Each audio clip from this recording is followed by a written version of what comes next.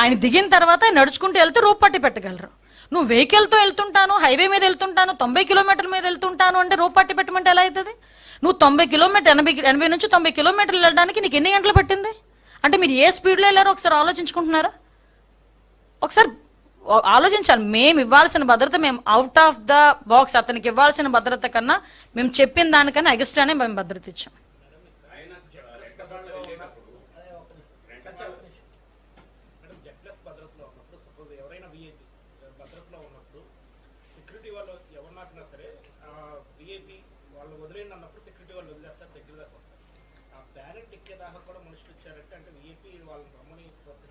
Exactly.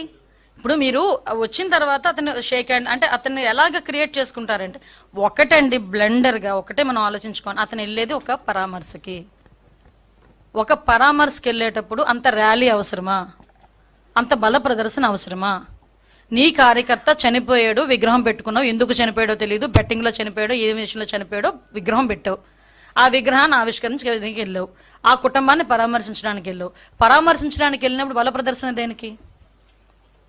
బల ప్రదర్శన చేస్తూ 4-5 గంటలు 5 గంటలు నువ్వు హైవే మీద నెమ్మదిగా నీ జనాలందరితో వెళ్తానంటే ఎంతమంది ప్రజలకు ఇబ్బంది కలుగుతుంది? అది ఎందుకు ఆలోచన చేసుకోవట్లేదు? ఈరోజు మాట్లాడితే పోలీసులు భద్రత ఇవ్వలేకపోయారు, పోలీసులు అంతకు మించి మాకు పరిధి మించి దాటి ఈరోజు భద్రత ఇచ్చాం. ఈరోజు అంతవరకు కాదండి.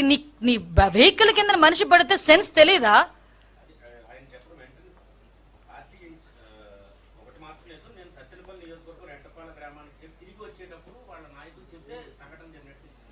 కాదండి, చిన్నది అడ్డు తగిలితేనే, రాయి ఎక్కితేనే తెలుస్తుందండి. మేము వెహికల్స్లో తిరిగిన వాళ్ళమే. చిన్న రాయిగా మా టైర్ దాటి వెళ్తుంటేనే మాకు తెలుస్తుంది.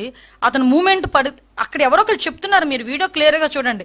కిందన ఎవరో పడుతున్నారు అని చెప్తే తీసి లాగేశారు పక్కకి. చెప్తున్నారు కదా, అప్పుడైనా ఆపాలి కదా. ఇద్దరు చనిపోతే కూడా దగ్గరికి వెళ్ళి చెవులో కూడా జగన్మోహన్ రెడ్డికి ఇద్దరు చచ్చిపోయారని చెప్పలేని నాయకులు ఉన్నారా జగన్మోహన్ రెడ్డి చుట్టూను? ఏదో ఇన్సిడెంట్ జరిగితేనే సార్ ఇన్సిడెంట్ జరిగిందని జరిగిన వెంటనే వచ్చి షోలో చెప్తారు. అటువంటిది ఒక వ్యక్తి చనిపోయిన తర్వాత, ఇద్దరు వ్యక్తులు చనిపోయిన తర్వాత, నీ కార్యకర్తలు చనిపోయిన తర్వాత నీ చెవి దగ్గరకు వచ్చి కనీసం ఒక చెప్పే నాయకుడు కూడా నీ దగ్గర లేడా? రిటర్న్లో వచ్చినప్పుడు చెప్పారని చెప్తున్నావు. సిగ్గుండాలి ఆ మాట మాట్లాడడానికి. Sorry to say. ఆ మాట ఎలా చెప్పగలుగుతున్నాడు ఆయన? లోకం మొత్తం గొగ్గోలు పెట్టింది, చనిపోయాడంట అని. అతనికి తెలియదు. ఎస్,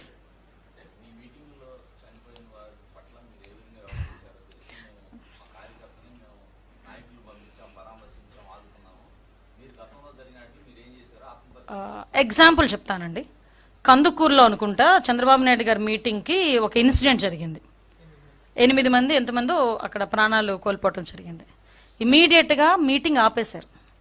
మీటింగ్ ఆపి అంతమంది ఇంటికి కూడా సాక్షాత్తు చంద్రబాబు నాయుడు గారు వెళ్ళి పరామర్శించి వాళ్ళకి పార్టీ తరపున ఎక్స్గ్రేషియా ఇచ్చి ఆ కుటుంబాన్ని ఆదుకోమని చెప్పి, ఆ పిల్లల్ని కూడా ఎన్టీఆర్ మోడల్ స్కూల్లో చదివిస్తానని చెప్పి, అందులో కొంతమంది చదువుకునే పిల్లలు ఉంటే వాళ్ళందరికీ చదివిస్తానని చెప్పి హామీ ఇచ్చి ఇప్పుడు చదివించుకుంటూ ఈరోజు వచ్చారు.